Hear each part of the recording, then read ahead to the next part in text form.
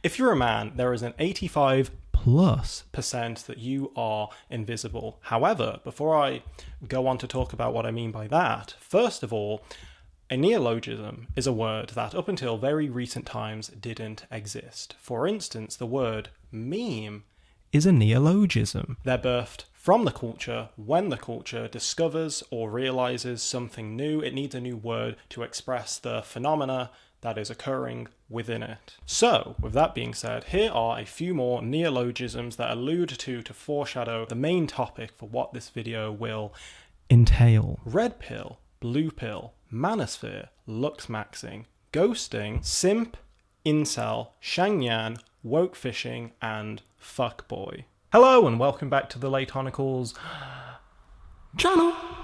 It is I, the Layton in question, and today we are going to be talking about why men and women hate each other. We're not, but also kind of. You know, the question as old as time, why can't we just get along? We're talking about what for many of us is the key reason to living, our sole goal, so to speak, love and romance. We're talking about the modern day relationship and what is happening to it. We're talking about consumerism, not of things, but of people. We're talking about dating apps, bro.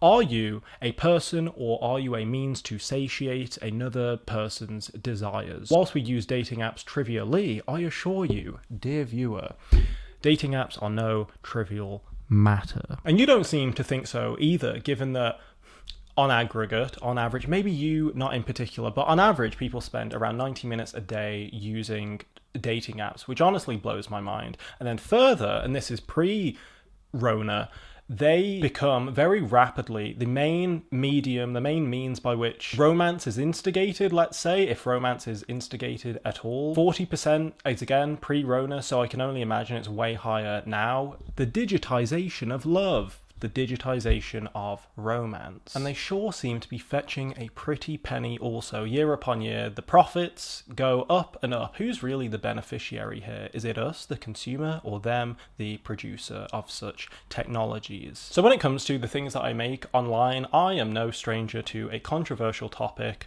or two. For those of you that know me, you likely know me because of the series is that the plural? Not a good start. The series that I have done on race, and so now I thought I'd switch it up one time for the one time. We've spoken about race relations, now let's talk about sex relations, baby boy. But before we begin our voyage, I should talk to you about what this video isn't, as well as what this video is. Because too often, I have stumbled across a video of this variety, let's say, and it is nothing more than a scientification, so to speak, of somebody's thinly veiled frustration. And so, off rip, I just want to say, I don't have an axe to grind, you know? I want all my flowers to bloom, regardless of whatever characteristics you fall into, you know? This is a call for empathy. Empaths in the chat, you know? I am but your humble cartographer. Is that the word? Is that the people that make maps? So, you know, it's gonna get pretty conceptual, pretty information heavy in the beginning, and pretty, what else?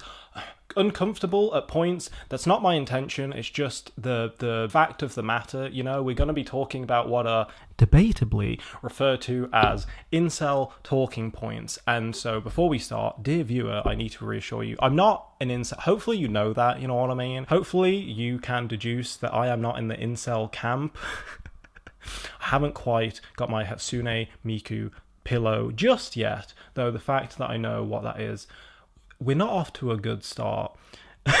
And so now for what this video is, it will predominantly be focused on what the internet is referring to as the cis hets, and that the reasoning for that will become clearer towards the end. This video will be packed, filled to the brim, bro, with research. I swear to God, making videos like these is the only time I put my master's degree to use. As such, this video will be filled with the research, the knowledge of evolutionary psychologists, evolutionary biologists, biological anthropologists, and so on. It's also going to be, hopefully, filled to the brim with jokes also. We'll be answering questions such as, why are men and women on dating apps miserable for different reasons? Who and why are the 85% of what I'm calling invisible men?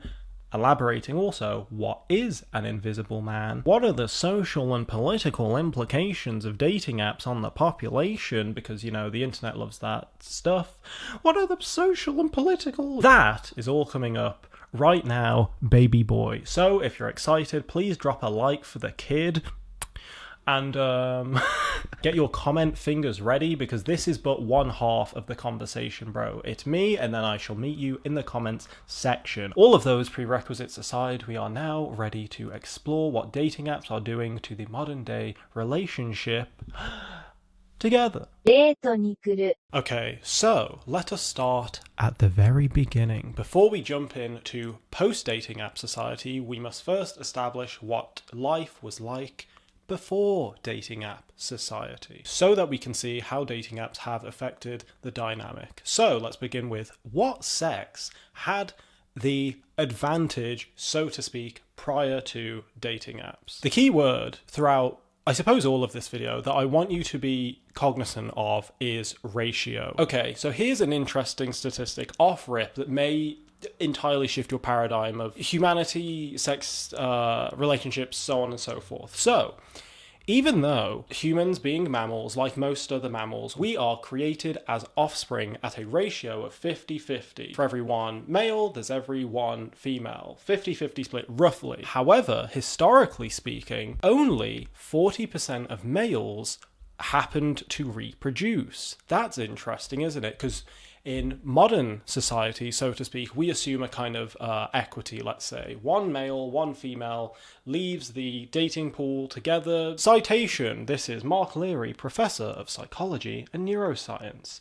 DNA evidence suggests that only about 1/3 of our ancestors were men. Even though each child had one mother and one father, many shared the same father due to that male's better status and resources. Thus, many people might share the same male ancestor, but different female ones. Most women reproduced apart from the rare cases where they could not due to biological reasons. In the case of men, almost all of them could biologically reproduce, but not all got picked for mating. Oh no, the fellas were down bad, it would appear. And then most males are kind of excluded from mating and don't actually ever have sex or breed.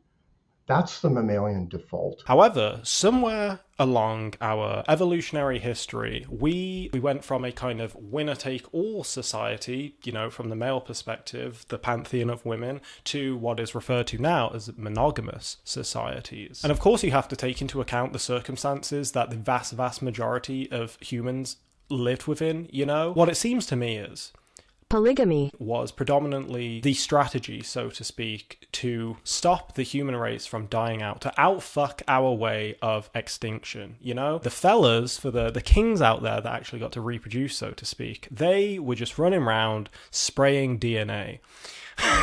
So, now, enter pair bonding. For the non-spectrumy way of articulating that, I'm essentially talking about love. You get this evolution of the pair bond in humans a few million years ago. Humans sort of opt out of that polygyny system to some degree. Love evolved. For millions of years, we have formed partnerships, pair bonding, or monogamy. Mono means one, and gamy means spouse. One spouse, that's all it means to scientists. So here's the timeline. In pre-modernity, you have polygamy, and then you have modernity, which is almost exclusively monogamy, that being the norm. And now, postmodernity, as in postmodernism, blah blah, we're in the future now, gang. What will postmodernity be defined by? That's the thing that I'm going to speculate about towards the end there. Okay, so dating apps. I want to be a weary traveller. I want to warn you quickly. Be careful how you transpose some of the information, the data, the statistics that I'm going to share with you, because entire ideologies have been created out of this, as we may go on to talk about in a future video. So, as we've spoken about, the human population generally is split right down the middle, half female, half male. So, intuitively, you may think, oh, that's going to be the demographic of dating apps also. However, weary traveller, you would be wrong, alright? Look at you, you silly goose. You're wrong, bro. Okay, you can get a myriad of statistics from a myriad of places, but the ones that I have settled upon For the cases of this video, seemingly for every 1 female, there are 4 males. You don't have to be a mathematician to realize that that is not an equitable distribution. Putting this wholly unscientifically, I would describe this as a cock surplus. Bro, there's way too much schlong. And so, even if everybody was a good little Christian boy or girl and they paired off individually and left the dating pool, there would still be a surplus of men. This is notable because one definition of value is scarcity. You know, the fewer or less of something that there is, the more perceived value it seemingly has. Rarity. So you could conclude from that then that because women are the more scarce on the dating apps, that they have a higher value, so to speak. And I also want to flip that because sometimes the opposite is true. So when men went to war and then some of them, a fraction of them, came back, men were the scarcer sex, and therefore you could say that their value was higher because there was less of them. And so, as you can imagine, they got whipped up pretty quickly. You know, you started out with 100 men in the village and now there's 5 that have returned. You better fucking pick one because they're going to get snapped up right quick. So that's one data point off rip, just the sheer ratio of men to women. But let me open up your... Okay. Let me open up your little butthole and stick another statistic in there, shall we? And so the second data point that I want to introduce is how attractiveness is rated, how men rate women, so to speak, and how women rate men. But first, before we get to the sexy, we have to get to the mathematical, which is also the sexy. The mathematical is the sexy of the mind, bro. So, hey, Vsauce, Michael here. A normal distribution is a measuring of a variable where the middle thing is the most popular, so to speak, is the most prevalent. Most of whatever the variable is stacks up in the middle and then it peels off towards the end. But now, let me talk to you about another sexy topic, the Galton board. What the Galton board demonstrates is that with enough input, things that seem random or quasi-random actually have an underlying pattern to them. Look at all that wonderful, wild randomness turning into pretty much the same exact shape every single time. A normal distribution. Women, as rated by men, have an attractiveness that is in line with what is called a normal distribution. Most women are average, because that's what average means. You're mid, bro. You're mid. Nah, she's mid, bro. And then, as I say, you get more attractive on one side, less attractive on another. Normal distribution. And so, obviously, the same is also true. When men are being rated by women, you also get a normal... Well, that's not the same. So, as we've gone over, men are overrepresented on dating apps. But then on top of that, you also have that there is a differential in the way that men and women see the other's attractiveness. So, if you define advantage by which sex has the opportunity to be picky, so to speak, then women have the advantage on that metric. Men desire women more than women desire men on aggregate. That is reflected in a graph that looks like this. Comparing the blue area and the pink area, we can see that for a random female-male Tinder interaction, the male is likely to like the female 6.2 times more often than the female likes the male. Furthermore, the average male users get one match in 115 profiles with only 100 free swipes a day. 80% of males who haven't paid for premium services will average less than a single match per day. F's in the motherfucking chat, boy. It's either empowering to know or you are the most down bad, the most down horrendous you have ever been to hear that information. Presumably then, the next question that comes to your mind, dear viewer, is what separates the top 20% of men from the bottom 80% of men? What separates the visible men from the invisible men? So we're going to speculate a little bit. I will put forward the most, let's say, popular or some of the popular assumptions as to why that is, that differential in attraction, what makes a 20% or an 80%. And then afterwards going to play devil's advocate because boys and girls, it's going to get a little bit dark, all right? It's going to get into the crude nature of human beings. And so, with that being said, let's start with one of the most popular rationales that I see online, at least, that separates that top 20 from the bottom 80, and that is the male beauty standard. I think it's 99% the photos. It's wild out there. Yes. It's like in the media, there's been all this attention about women and unrealistic beauty standards. I don't think the media at large fully understands that men now have actually an insane pressure to look good more than ever, just because our beauty it's not quite as much as women's, like in terms of the pressure to look good, but it has been climbing over the years, largely because of these apps. There's no sympathy for the kings out there, brother. Yeah, there's no sympathy. So some have inferred that the differential in attractiveness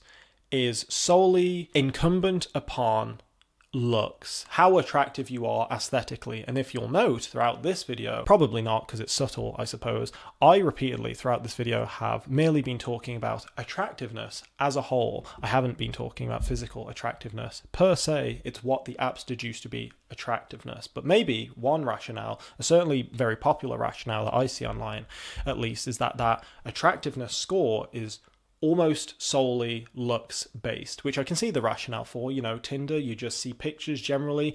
No one is reading your bio, bro. No one cares that you enjoy walks on the beach.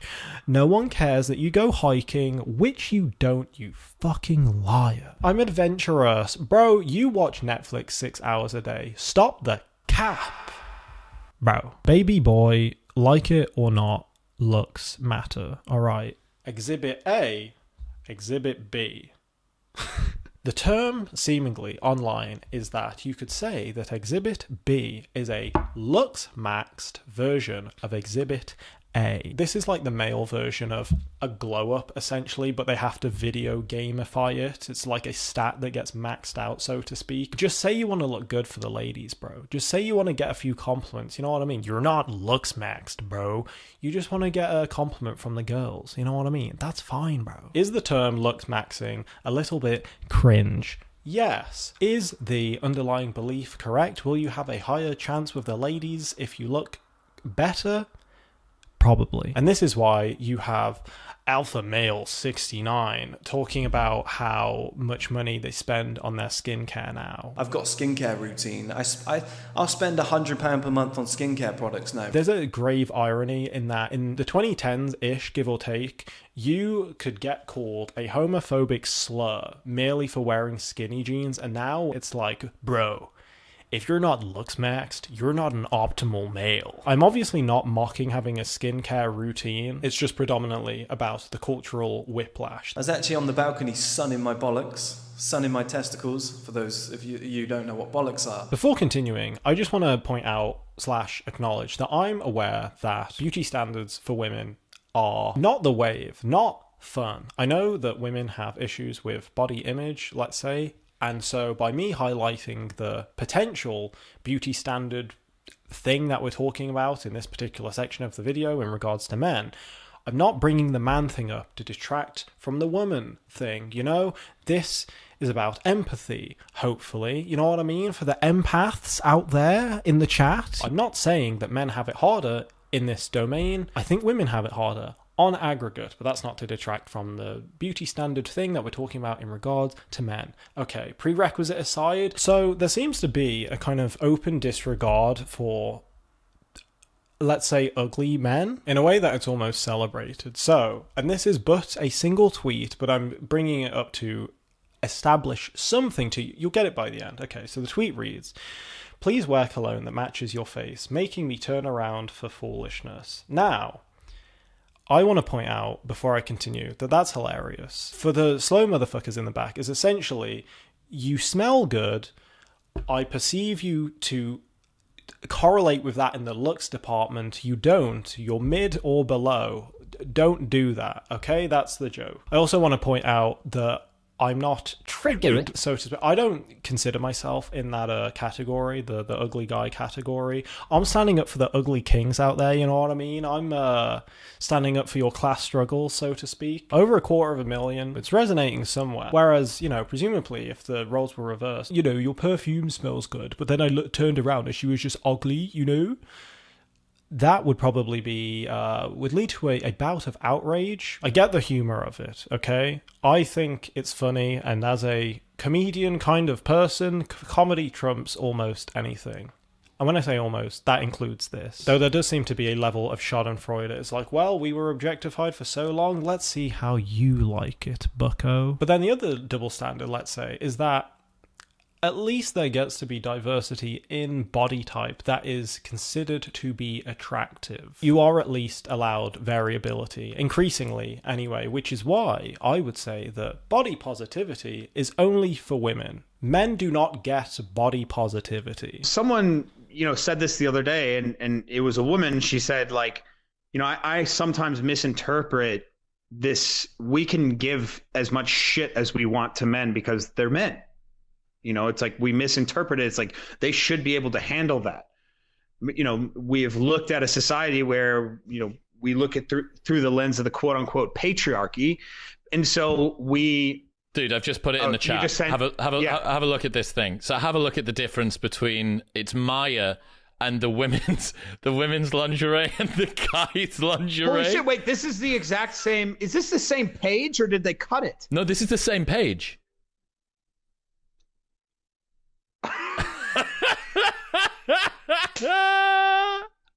You know what? What does that fucking say, man? What does it say to men? It's like, oh yeah, like you guys don't need to be babied at all, ever. You don't need compliments. Oh, your feelings are hurt. Well, you're a man. We have the women of all sizes on top. We have women of all ages for sure on top. Men, shredded chicken.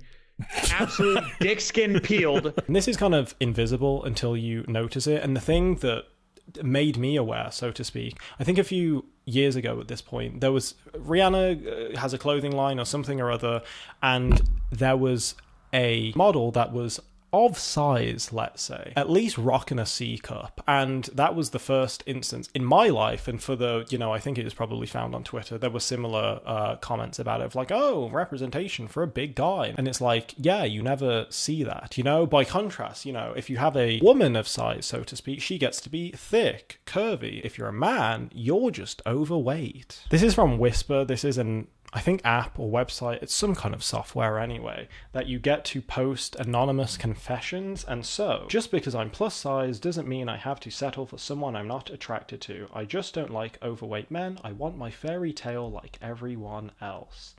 I'm just not attracted to plus size guys, but I don't mind being friends. On top of this, here's the headline for that article. It reads, plus sized women admit they aren't attracted to overweight men. It's literally in the title, bro. Plus size women, that's more complimentary than it is pejorative, let's say. Overweight man.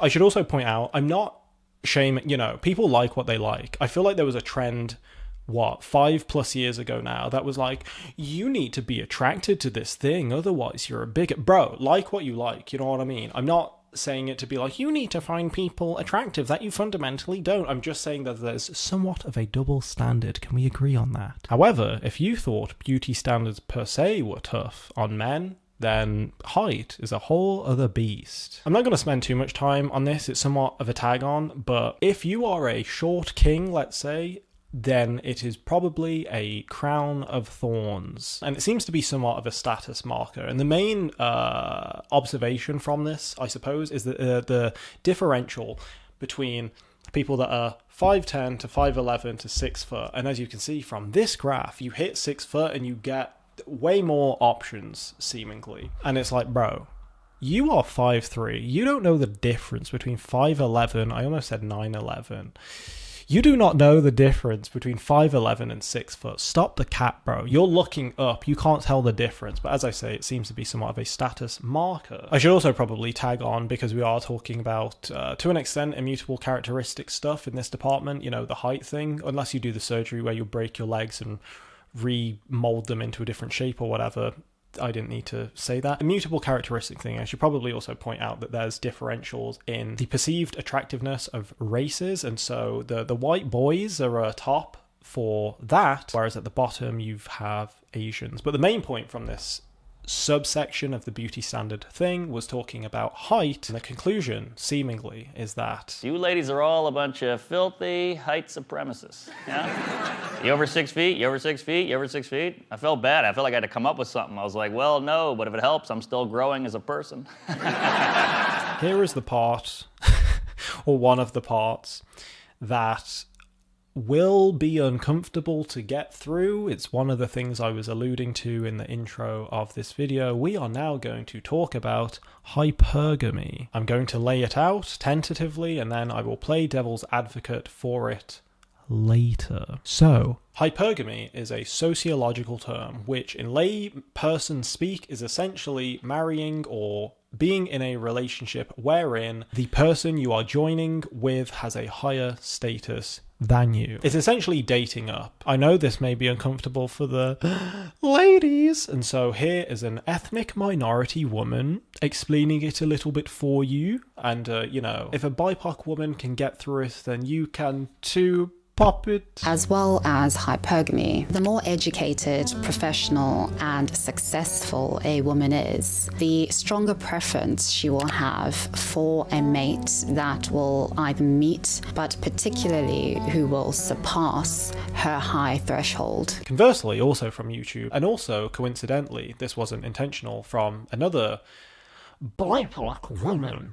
This is from a video talking about the benefits of dating older men. It's an observation, she's not talking about her experience, but it's the observation that some girls for older men, and one of the benefits is because of finances. As a result of being put together, they are financially stable enough to buy you nicer things or experiences. They can take you to a fancy restaurant, whereas 19-year-olds can only drive you to Chipotle in their mom's car. It's not just about the benefits you directly incur, but also about how those benefits position you relative to others your age. If you found those examples to not be robust enough, then here is an academic interjection for you. This is from Personality Psychology, Domains of Knowledge About Human Nature, 7th edition. Worldwide, women rank a potential's good financial prospects to be more important than do their male counterparts. These gender differences have remained robust throughout all cultures studied over the past decade, including Brazil, China, India, and Iran. Perhaps even more important, the personality characteristics that contribute to financial success, ambition, industriousness, dependability, are also highly valued by women worldwide. Whereas men prioritize physical attractiveness, women prioritize social status as a necessity in selecting long-term mates. Slight asterisk in there, which I think is interesting. Even though we are talking about women selecting for men on a looks basis, what is in that paragraph is that, fellas, if you thought you had it bad, then women have it harder because we put more of our value, so to speak, in the way that they look. So if you're black-pilled and you're, oh, they only want to be for my looks, it's probable that you do too. Also, I should point out, it's not always that women get the higher status when they join into a relationship, let's say, and I suppose the most popular example of that is Pete Davidson. Every time this man enters into a relationship, his status goes higher. Gets with Ariana Grande, he's on the map. No one knew who Pete Davidson was before that, and then the Kim Kardashian thing also. In regard to the hypergamy thing, I just want to point out, I am not putting a value judgment on it. I know some people read it as, women just want money, which I think is silly, but we will cross that later. As I said, we'll play devil's advocate for it later. I'm just laying out this theory speculatively. I'm not saying that these are my beliefs, bro. And also what hypergamy says, so to speak, is that the more successful a woman is, the smaller her dating pool shrinks because she is fundamentally not attracted to them. You want to be with a fucking beta, bro? No, it's like they want someone higher than them, let's say. So maybe you can think of it in the same way that height is similar. You know, if you're 5'5", maybe you'll want to date someone that's 5'7" or above. If you're 5'9", you'll maybe want to date someone that's 6'1" and above, you know? The higher you are, the higher you want the other person also. And this will increasingly become a problem because men are being out-earned by women. Women are out-earning men. Not a value judgment. Good for you, etc. Similarly, because hypergamy also refers to educational status, educational attainment, women are also out-educating men. Men are dropping out of university in droves. Women have been more educated than men for the past 25 years, bro. Does anybody talk about that? No, it's just talking about patriarchy, this and that, you know. Finding love is not that easy, right? And it's especially hard in this economy. And guess what? Many women say they are finding it very hard to find a man who makes as much as they do. A study by Cornell University found that the country's declining marriage rate is due to the lack of financially eligible bachelors. Women are actually outpacing men with education, and this is changing the age-old mentality that men are the breadwinners. In turn, the gig or small gigs economy and lack of good jobs out there have left the ladies single and disgruntled. And researchers say they are seeing a trend of women dating down, which means, you know, a man who... dating down. I feel like I've thrown a lot at you, and so let's do a quick recess and see what we can glean. The data, I feel like, is somewhat of a Rorschach test in that you kind of see what you want from it. You probably have biases about how the genders interact, what their dynamics are, and presumably that just reinforce them or not. You've got your edgy Shadow the Hedgehog motherfuckers that are like, so I was validated in my hatred of women. On the flip side, you probably have some people so you're saying that women... No, I'm not saying any of that at all. The problem with data is that it doesn't tell you the why. It tells you the what, it tells you what the measurement is, it does not tell you why the measurement is, which usually leads people to fill in the blank with some kind of ideological reason. Oh, it's because of this actually, it's because of the grand narrative that I have in my head that can explain everything. And so, again, I just want to add the reminder, being careful of how you transcode, I think it's transpose, how you transpose data, how you read into data. And I also want to interject the idea at this point, because we started out talking about relationships, I also want to interject that even though they are dating apps, maybe the only thing that people are using them for is not inherently dating, if you know what I mean, but I'll unpack that a little bit later. Whatever is being looked for on these dating apps, it would appear that men say yes to women 50% of the time, whilst women say yes to men 5% of the time. This is why, you know, in the intro I said 85+%. The statistics, depending on where you go, vary in their precision, but the general overview is, hey, if you're a man and you're not cream of the crop, it's going to be a bad time. So as I just said, 50% for yes to women, 5% for yes for men. This is where the devil's advocate thing is going to come in. So let's explore reasons as to why women may be pickier than men. So I teach a course in human sexuality at University of Texas at Austin, and one of the things, this was back in the days when there were chalkboards and you taught with a piece of chalk and wrote things on the board. And what I would do is I would ask the class, I'd teach this large class, 1 to 200. I'd say, what do women want? Tell me what all the things women want in a long-term mate. Mm-hmm. And so I would start at one end of the blackboard. There were like 5 blackboards. And they say, well, I want a mate who's kind, who's understanding, who's intelligent, who's healthy, who's got a good sense of humor, who shares my values. And I just go, and I fill out 5 blackboards and then run out of space. So and then I turn to the men and I say, well, what do men want? And then I run out of space after about a blackboard and a half. So, before I add more reasons as to why women may be pickier than men, maybe they are. We've gone through that statistically, bro. You know what I mean? Trust the science. I've given you what the science is, bro. Before we add more things, I should go back, as I said, to the previous things that I talked about. You know, the focus on looks and the point that I made about hypergamy, for instance. We'll go back and see how defensible those are. What is the underlying rationale? Do women just want hot, rich guys? Why do looks matter in the first place? Presumably, you know, the social constructionists will be like, well, looks don't matter, actually. It's all just social conditioning. And that's why you think what such and such is attractive is because you've been conditioned to think. And it's like, yeah, bro. Maybe that's a fraction of the truth. But in reality, like what? So did people not have differential levels for what they consider to be attractive pre-civilization, conditioning apparatus like media, for instance. No, intuitively, we have instinctual ways of discerning physical attractiveness, beauty, if you will. This is so innate, bro.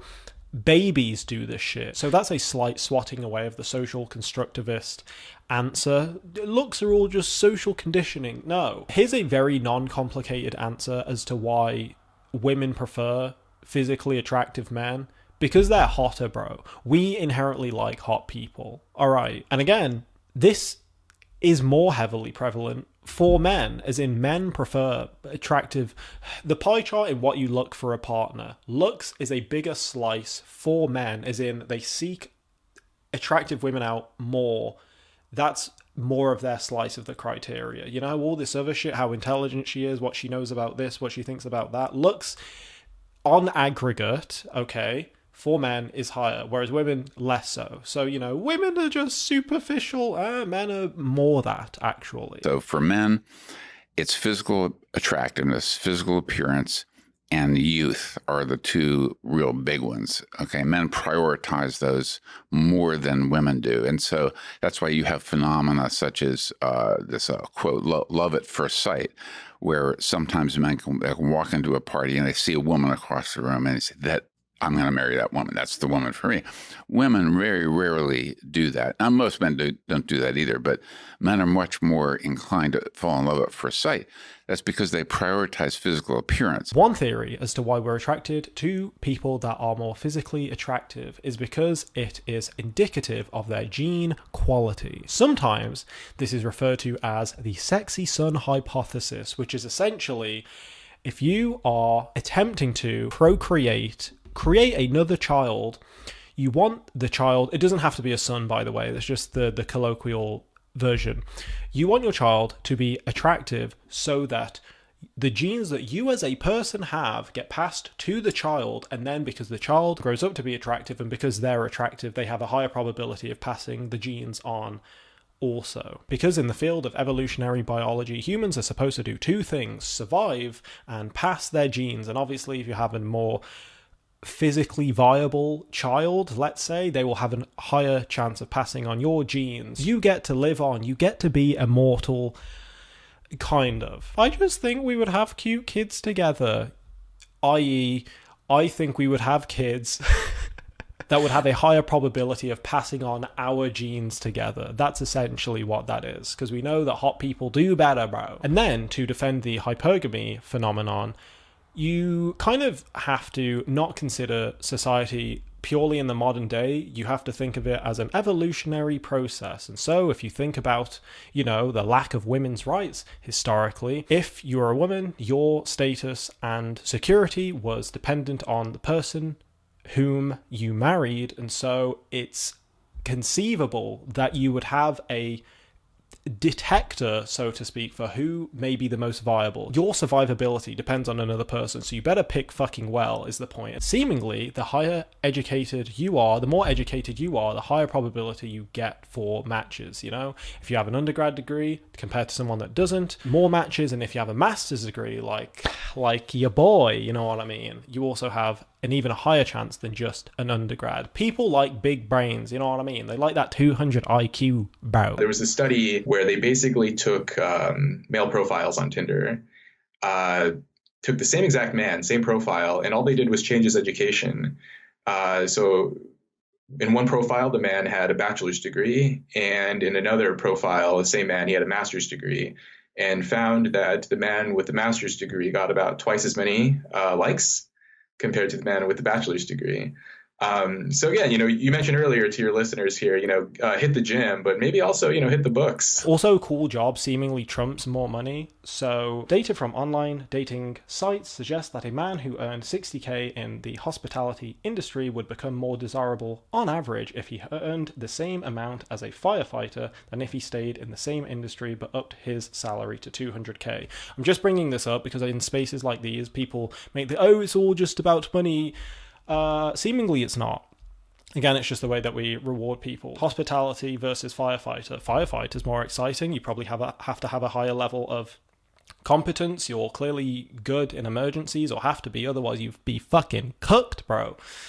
So it's about what is indicative of this person's character. And so we see money, but there's a whole myriad of things underneath that. All I'm saying is, despite what these red pillars may tell you, it isn't obvious to me that all these women are a bunch of gold-digging whores. So now that I'm done defending some of the previous dating criteria that I laid out before, speculatively, we can move on and add a bit more. Starting with risk. Women are pickier because there is a higher risk to them. And to start my elaboration on this, I want to bring in friend of the show, pre-masturbatory Louis C.K. How do women still go out with guys when you consider the fact that there is no greater threat to women than men? We're the number one threat to women. A woman's interaction with a man generally comes with a higher standard of risk. This comes with the potential of pregnancy. Probability if you get an STI compared to a man is higher. And then also, you know, the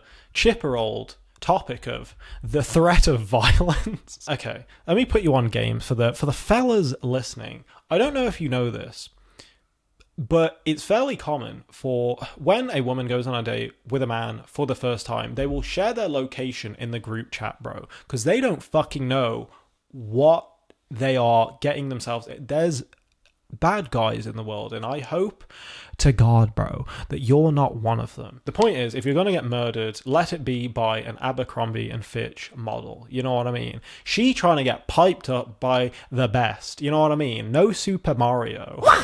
I'll get in your car with you with my little shoulders. Hi, where are we going? To your death, statistically. Okay, so let's move on. Why aren't men picky by contrast? And let's start with what I'm sure will be referred to as a biological reductionist answer, but I'm going to lay it out anyway, as well as some of the other reasons that I have. One of the reasons, from a biological standpoint, as to why men are less picky, I think you can deduce something by the apparatus that men and women have in refer to their gamete creation. I'm talking about your reproductive system, how you create your sex cell. Men literally create millions of their sex cell, their gamete. You can nut on your own leg and still be able to spread your seed. Women, by contrast, you get one a month, usually. It flows through your fallopian tube with that classic flute song that plays, you know? It's so preordained. You have grandma, your mom's inside of your grandma, and you are inside of your mom. 3 generations all together. Men, on the other hand, we just generate cum.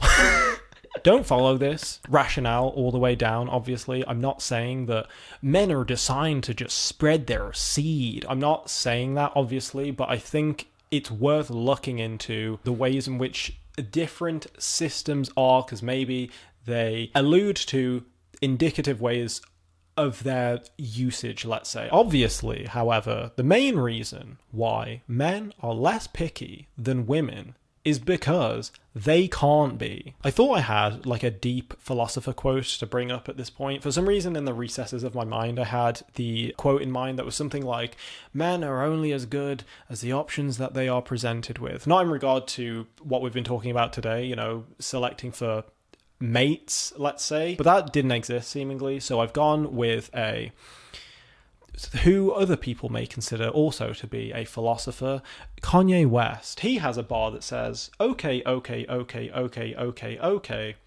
beggars can't be choosers, bitch, this ain't Chipotle. Which is to say that if your value is low, which we've established that for the vast majority of men, it is when it comes to their metrics on dating apps, you probably can't be all that picky, bro. You can just pick from the pantheon that is given to you, so to speak, and for most men, it's 0. It's between 0 and 1. Despite how we have been talking about how men on dating apps are less valuable and therefore get to be less picky, I actually think that men are picky. It just depends in what domain, which is now where we have to consider maybe these dating apps aren't about dating. Maybe they're not about relationships at all. Maybe they're just talking about fucking and And so again, men that are like, oh, 50-50 coin toss as to whether they will say yes to someone, they're trying to get a nut off, bro. Predominantly, I think is what it is. So when I see data like the data that I have presented to you, initially you have the what? There's an inequity in how the sexes see each other. It's like, okay, now what I think of that data is essentially most men would have sex with most women, whereas most women would not have sex with most men. We have a lot more requirements, ladies. Quite a checklist. You're like the Goldilocks of dick. This guy's too short. This guy's too dumb. This guy's just right. Guys, we'll fuck the porch. And I'm not saying one is better or worse, just different. I go to the doctor, he's like, what happened? I was like, it was too hot. Incels, fuckboys, and everything in between. So, we have just spent what is debatably a very long and arduous time talking about the intricacies of dating apps, that being the new sorting mechanism, so to speak, and so now we will talk about the sorted groups, that being the 20% of visible men and then the 80% of invisible men, and how those groups will interact with women, are interacting with women in the present tense, and going into the future. We're going to start with fuckboys. However, before we jump into that, I just want to pitch the idea. I want to sow the seed of an idea in your brain now and let it permeate for the rest of the video. Consider this, and I'm not saying that this is the best way of conceptualizing sex. In fact, I think it's not a good one taken holistically. However, consider this. Sex can be considered to be a resource that some people are more efficient at obtaining than others. And so, with that being said, let us talk about fuckboys. This is the evolutionary hypothesis, anyway, about why there's this sex difference. And that is that men are conditioned to anything that's going to lead to sex. The payoff matrix of different sexual strategies differs for the sexes.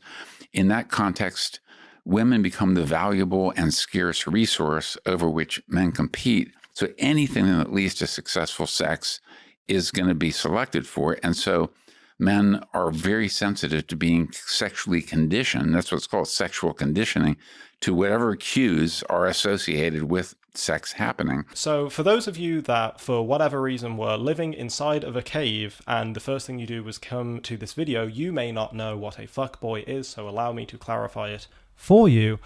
It's pretty simple. People that are optimized for fucking, bro. That's essentially what it is. In evolutionary biology terms, you would refer to this as short-term mating, let's say. So what is the origin of a fuckboy? Obviously, there have always been people that were more proficient at the fucking, the convincing, and so on and so forth.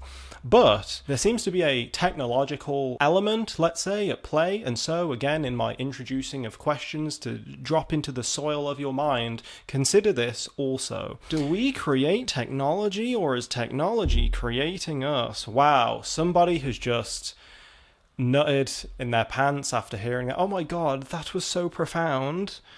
I'm going to put that in my undergraduate essay. This graph is obviously correlation and not necessarily causation, but I don't think that it's nothing. You have the introduction of Tinder to the population, and then not too much long following, you have the influx of the term fuckboy. Are fuckboys a manifestation of gamifying dating and courtship, so on and so forth? I think there's something in here, you know? So earlier on, we talked about how in the realm of dating, let's say, and with particular regard to dating apps, you could say that women have the advantage in that they are the scarcer group and therefore the more valuable group. However, when you solely focus on the top 20% of men that the 80% of women are going for, you could make the argument that that advantage, so to speak, actually fades. And so now you have the fuckboy types, in a way, taking advantage of this, wherein some of them are kind of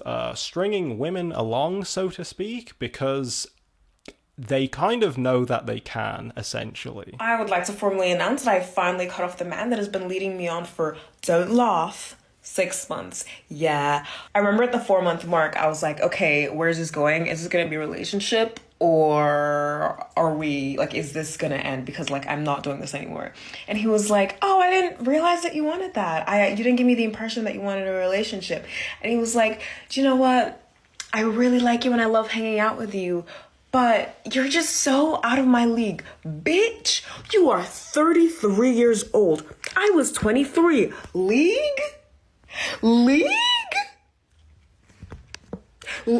And I was like, what are you talking about? Leagues don't exist. And guess what? He ghosted me. I got ghosted. Yeah. 2 months later, he finally starts texting me again. And like the moo that I am, I responded back and we hung out a couple more times. Listen, yeah, you're coming at man, yeah, talking about all this like love and relationship and that, yeah. I thought we were just like talking and that. You get me, like. It's really interesting. I don't know if you read David Buster's book, Bad Men. I absolutely love it. Yeah, I brought him on for that. Fantastic book, yeah. And he talks about the fact that women tend to assess like short-term partners and long-term partners based on the same qualities. They want the same things in all the men they have sex with. Men don't do that. They have a much lower standard for their short-term partners than they do for long-term partners. And so they will be willing to have sex with a woman that they absolutely would not marry. They would not even introduce to their friends.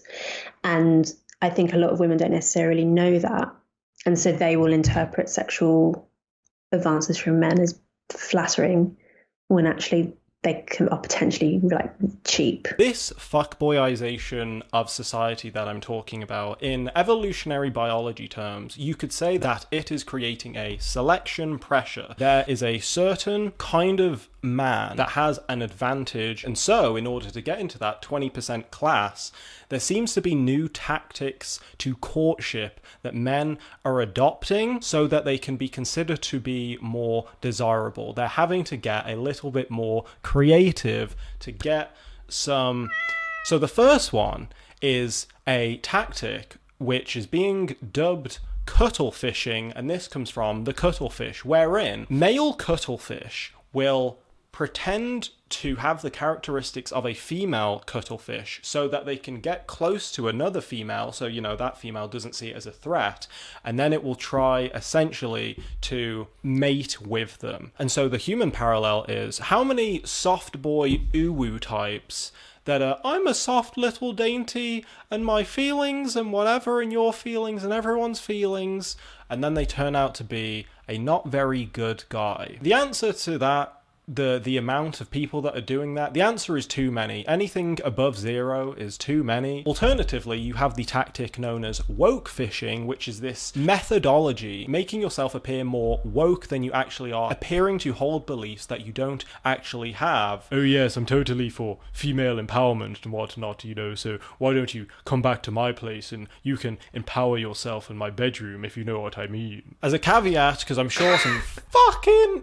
idiot will be like, so are you saying that the only reason that guys have progressive ideals is so they can get laid? No, that's not what I'm saying, you fucking clown. I'm saying that sometimes people will pretend to be people that they are not so they can pursue a resource that they ordinarily would not have access to. You could think of it as an evolution within signaling theory. We do this all the time. I do X behavior, I wear X item of clothing to signal a certain thing to someone, usually to get their attraction. And in regard to wokefishing, it can be, I suppose, disingenuous at best and downright cover for you actually just straight up hating women, not liking them, thinking that they are lesser human beings, using the facade of, well, I'm a good woke boy, I have progressive ideals, but actually it could be nothing but further from the truth. If anyone makes an expression like this at the camera at any point, it's legally okay to be sexist towards them. Oh, stop. What are you like? Shut up, bitch. Not something I'd have chosen for myself, but hey, whatever gets you going. Stupid fucking bitch. I don't think some people quite understood what I meant when I talked about how a big chunk of male feminists despise femininity and are often the most appalling towards women. Men like this, weak men, I suppose we could call them, lack the balls to just admit how they really feel about women, so they hide behind the label of feminist to be as sexist as they like, and then claim, as a way to deflect criticism, that they're doing it all in the name of women's rights. She just wants to live in Mad Men and be sexually harassed by, like, the fucking The office boys. Additionally, talking about this selection pressure, there's also quite a lot of evidence to say that some of the most, I was about to say prolific, to refer to as a fuckboy as being prolific is kind of funny. But again, in terms of what we're talking about, that subset of the 20% and above, there's evidence to suggest that the selection pressure is making them more dark triad. They are having more dark triad traits, which, if for those of you that don't know, is narcissism, Machiavellianism, and psychopathy. Now, you said there was research on Tinder. Has there been research on the relationship between the dark triad and these hyper-successful men? Well, I've seen research on dark triad and Tinder use, and people who are high on dark triad do tend to be more successful, accumulate more partners. Machiavellianism, that's being a tactician, narcissism, the me, and then psychoticism, having the coldness, the detachedness, the emotional unattachedness, let's say, which you can imagine just intuitively. Narcissism you can kind of use as a substitute for true confidence, let's say. Some people will not be able to differentiate between the two, and so that will be captivating for some. The Machiavellianism part, obviously, again, because we've been talking about this gamification of dating, there's obviously a kind of meta. You don't have to develop a tactical mindset about it, but I would imagine just through sheer repeated cycles of trying, you use the things that tend to work and discard the things that don't. And then the psychopathy, the emotional blunting. I have seen from both men and women that they have been disenchanted by the online dating sphere, the online dating scene, because you kind of develop an ideology of like people are kind of interchangeable. They don't necessarily have an inherent value. They're just options. They are just options to you, floating around in the sea. The hallmark of psychopathy is short-term advantage taken by a given individual without care for anyone else. And it certainly seems to me like dating apps like Tinder. Now, I don't want to call every male who's successful on Tinder a psychopath. I'm not saying that. But I would say that it isn't obvious to me at all that if you're a successful polyamorous male on Tinder, and so that's going to be a very tiny subset of men that are hyper-selected by women, a tiny subset of men who receive almost no rejection, they're set up to learn to be psychopathic because all their interactions with other people can be devoted to short-term sexual gratification with no emotional intimacy or long-term commitment. And that's a hell of a training ground as far as I'm concerned. So now that we are done talking about fuckboys, let us move on to the counterpart, so to speak, almost the opposite. The Batman to their Joker, or their Joker to their Batman, whatever. We're talking about incels is my point. An incel, for those of you that are not terminally online, is an involuntary celibate. And I know that incels are kind of the punching bag of the internet at the moment, but like all...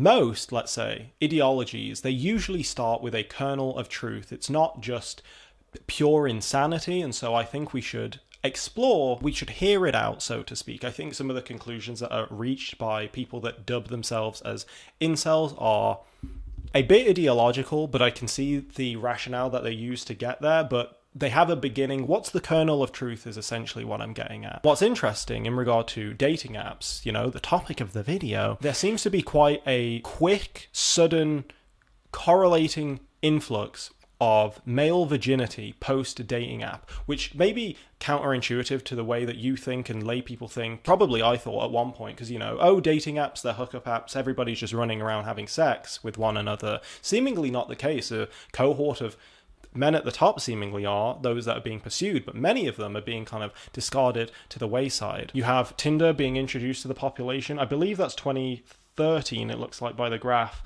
And then you can just see male virginity shoot up also. Female virginity also goes up. But, boys number one, you know what I mean? I'm talking about the fellas, you know what I mean? So now you have a lot of men that are sexless that don't want to be. And particularly, these are young men, down bad, lonely. And then you have the manifestation of memes like this, and it's like, wow, I wonder where that came from. I wonder what that means. What are the circumstances that gave birth to that? I'm not saying the doomer mentality is solely attributable to online dating. There's a myriad of things, the atomization of society, consumerism. Every other day there's a new dystopian emergency. However, if you have that skill tree, so to speak, or put it in gamer terms for the fellas out there, if you have that whole cohort locked off, let's say, because it's you got to go through dating to get to a relationship, to have romance, to have love, to potentially have a family, so on and so forth. If you're just off rip, discarded, you have all of that no. And again, disclaimer, I'm aware that dating apps are not the only way to begin courtship, dating, whatever you would call it, so to speak. But as we have spoken about earlier, it is primarily the way. And it's seemingly, in terms of method, you could say that it's starting to have a monopoly effect. People don't just go up to people and cold approach anymore. You don't accidentally bump into somebody at the supermarket anymore. It's like, you're a fucking creep. And you probably are. I'm kidding, but also, all I'm saying is, in the same way that we have the manifestation of, say, the Doomer meme, we also have the manifestation of new media to appeal to the down bad men in society, of which I am calling the down bad man to ear-licking Twitch girl ASMR pipeline.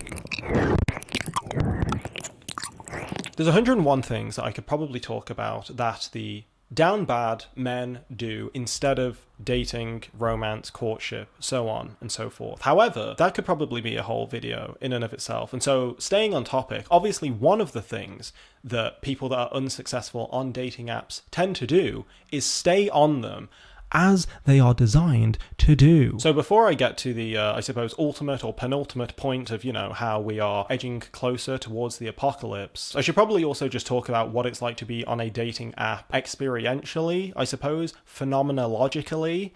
Bro, that was first try. I'm really out here, bro. I'm just built different, you know what I mean? Phenomenologically, I'm just fucking out here, bro. And so, it is at this point in the video, I want to reveal to you, dear viewer, that I haven't even used a dating app in my fucking life.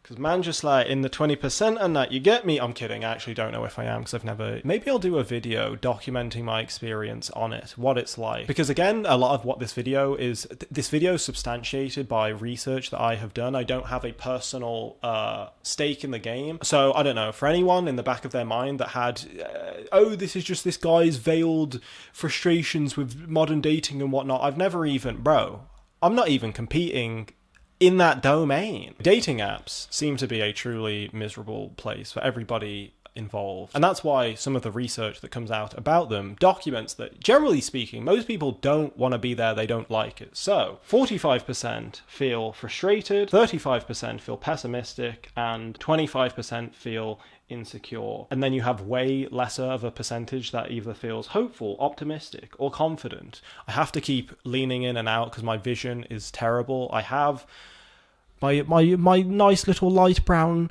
golden eyes, but they are fucking dog shit, okay? I should be wearing glasses, and I'm not, because I'm not a fucking nerd. I'm kidding, obviously. Well, I wear glasses, and I was offended by you saying that glasses... Part of the reason I imagine that most people are miserable on dating apps is because they don't even know what the fuck they're doing there in the first place. Presumably, as the name would entail, it's predominantly about dating, but as we have gone over, that is seemingly not the case. So, given that they are dating apps, only 5% on them, so what would that be? 1 in 20? Quick maths. I got an A, as you obviously, bro, although it wasn't an A star. F's in the chat. Anyway, 5% are looking for relationships. 1 in 20 people on dating apps are looking for relationships. So what's the majority? What are the majority of people actually doing there, bro? Seemingly, it's confidence boosting and or procrastination. And then, of course, you have 20% that, at least they're honest, are merely looking for a hookup. But then even higher than that, you have other... What? People don't even know why they're there, bro. It's just in the zeitgeist now. Oh, I've got a fleeting moment. Let me check the app to see how desirable or undesirable I am. Another reason as to why I suspect people are miserable on dating apps is because of the illusion of choice. We actually, despite everyone, my freedom and so on and so forth, we actually don't like having what feels like an abundance of options because generally speaking, most people get overwhelmed. First mistake is they binge. The human brain is not built to deal with more than about 5 to 9 options. After that, the brain just spaces out. You choose nobody. But also, it gives people the illusion that there's always someone better out there for you, someone who's just a little more attractive, a little more compatible, a little more.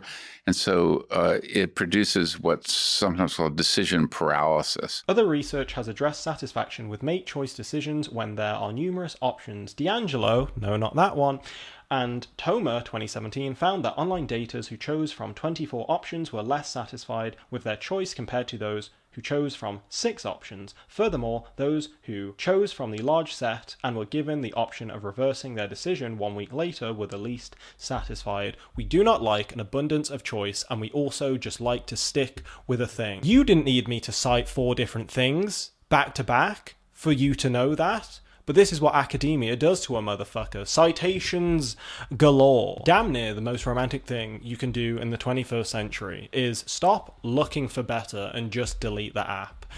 Baby, do you want to delete the app together? But as I say, most people are not deleting the apps. They are stuck in a cycle of dissatisfaction. All I'm saying is maybe love, sex, and romance are best not put in the domain of neoliberal capitalism. The consumer ends up being exploited, is my point. And again, on the topic of dating apps, that is the point, particularly if you're male, because obviously, if you're satisfied, who are they going to sell to? Dissatisfaction is built into the app because it has to be for their financial bottom line.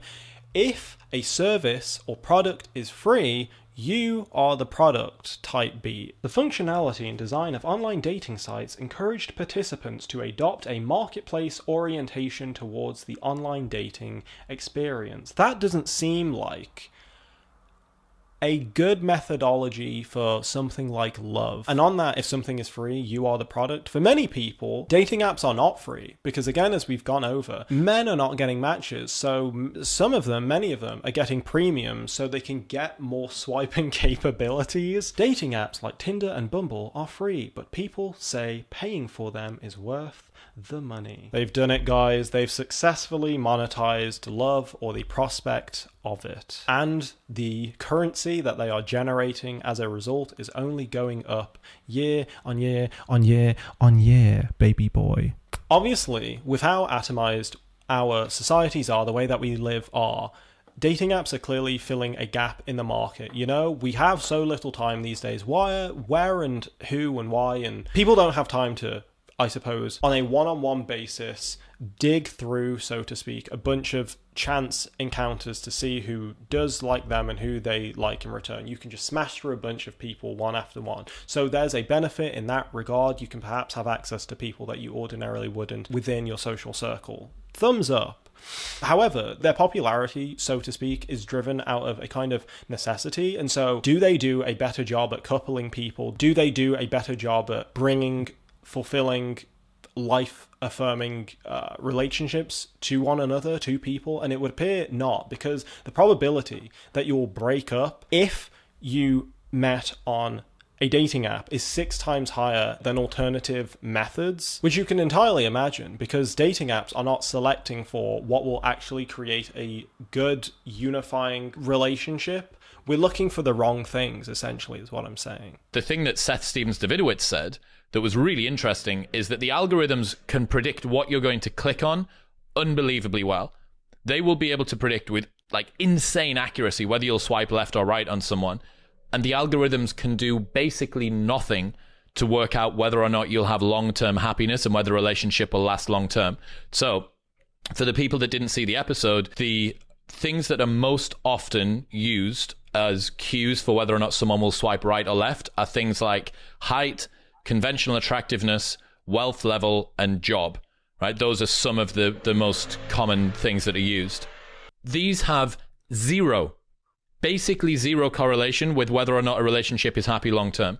Those things were psychological stability, conscientiousness, a growth mindset, a bunch of other things, none of which can be displayed on a Tinder profile. You may be in glee, or you may be wondering still, why the fuck have we spent so long on this topic? And as I mentioned in the beginning, it is because we are in a pivotal moment. Again, whilst we often use dating apps trivially, the consequences of them are no trivial matter. We have already seen how they have begun to affect the present, and so now we shall conclude with how they are going to affect the future. Every day, there is seemingly a new reason for apocalypse on the horizon. You know, you've got the rise of AI, it's nuclear war, or it's climate change. But one thing that I think is flying pretty under the radar is population collapse. I'm not married to this idea. I don't think it's a given that this is the way that we will go out, that the light will go out, so to speak, but I think it's a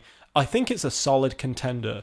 Oh, you know, the collapse of the human population is a solid contender for the way that the world ends, you know. You know, the best thing about the future is that sometimes if you look closely enough, you can find the future in the past. By which I mean, think about China's one-child policy, wherein, for political reasons, it became popular / a necessity out of government mandating that couples were only allowed to have one child. So, as a result of this, due to the customs and culture of China at the time, where men were favored to be the more valuable sex, let's say, people started having sex-selective abortions, meaning that there were fewer women, I guess they weren't born women, there were fewer females compared to males born, and that skewed the population demographic of China in a way that is still having effects to this day. So now, in current day China, there are more men than there are women. So even, again, as I've been talking about, even if there was an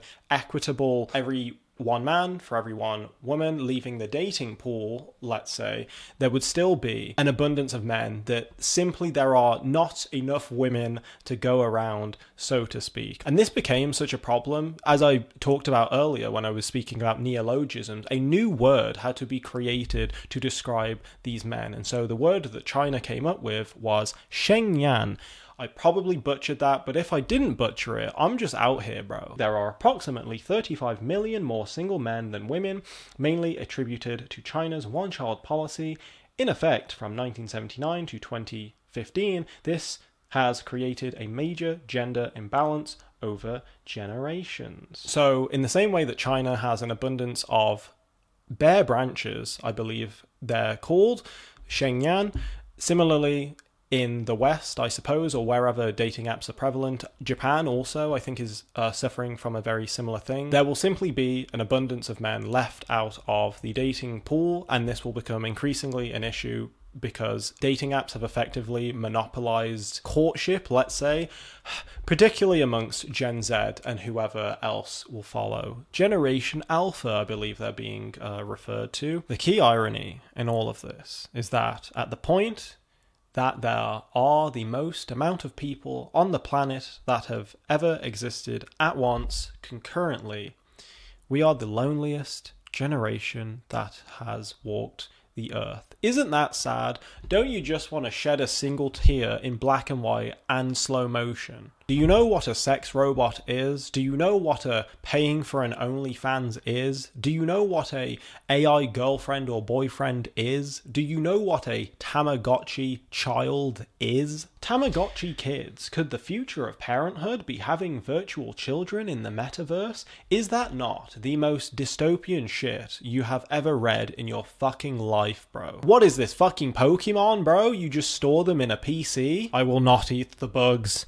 I will not live in a pod. I will not have Tamagotchi kids. Why go through the dreariness and the hardship of trying to find love when you can just be a consumer? Just consume. You know, have you seen how prolific, how proficient AI art is getting recently?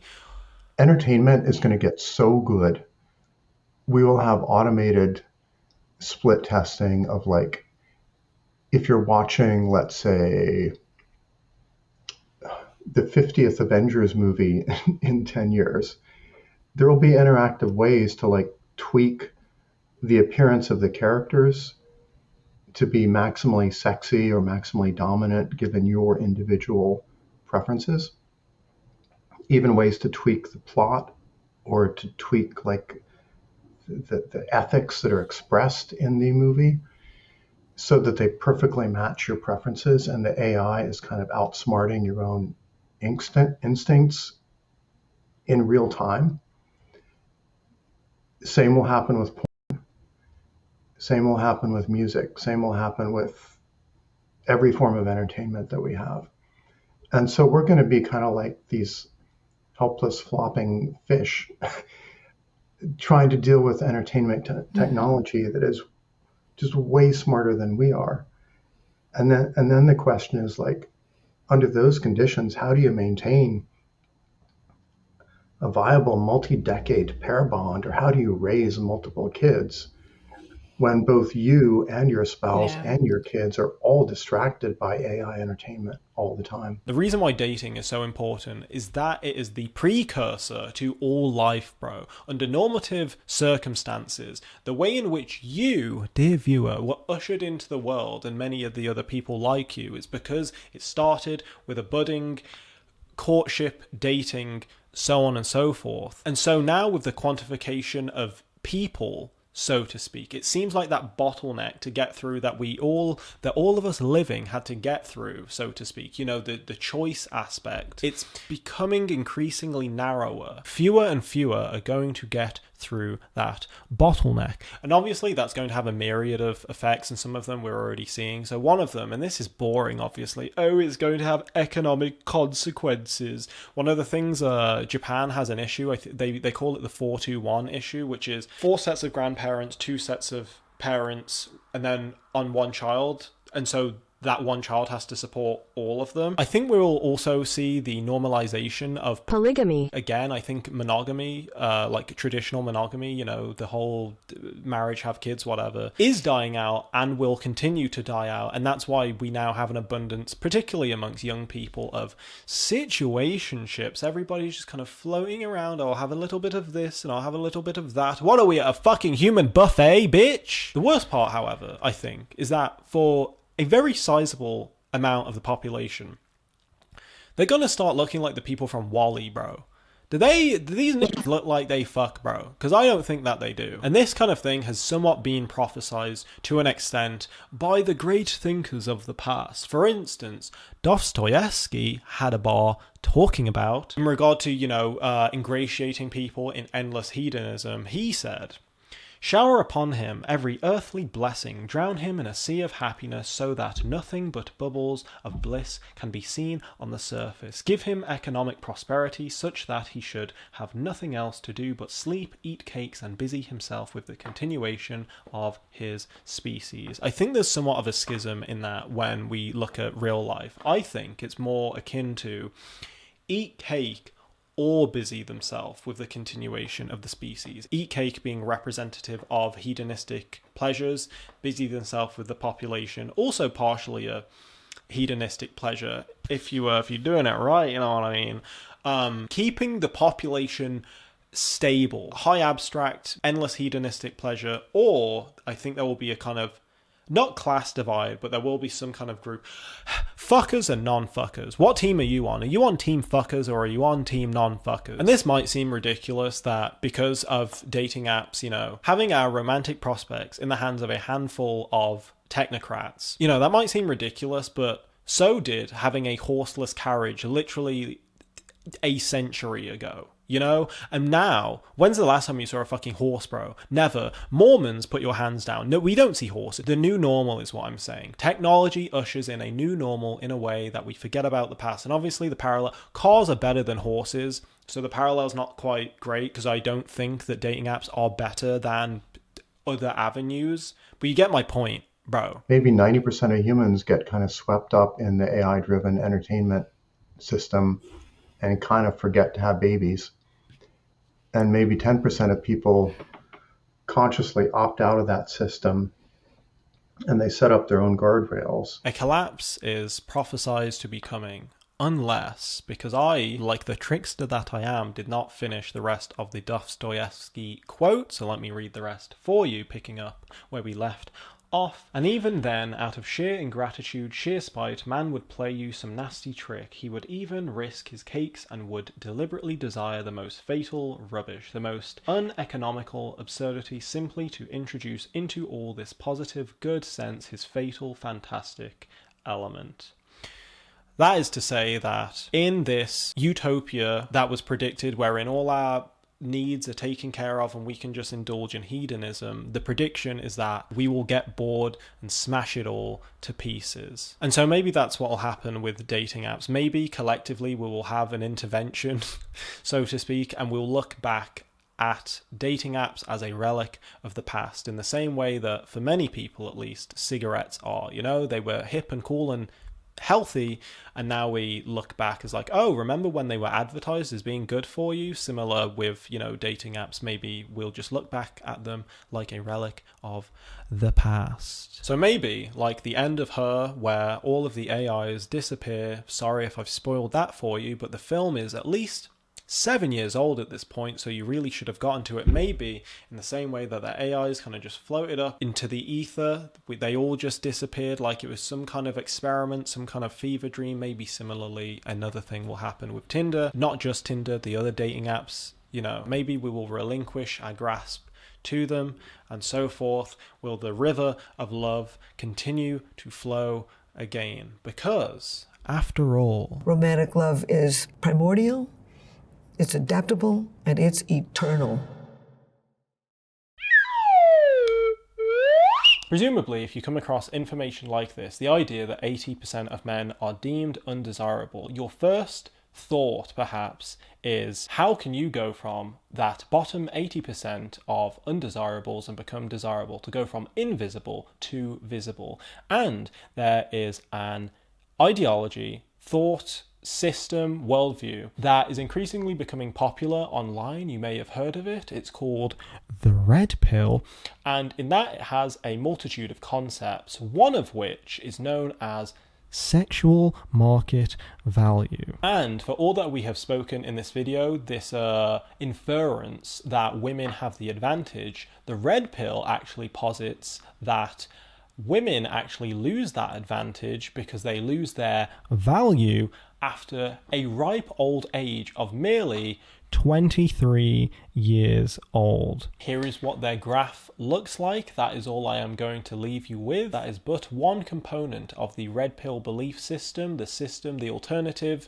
that is being propagated for men to go from that bottom 80% to that top 20%. So, depending on the response to this video, I will follow up with a critique of that. Anyway, as always, thanks for hanging out with me. I had fun hanging out with you. Parasocial relationship game 100. デートに来る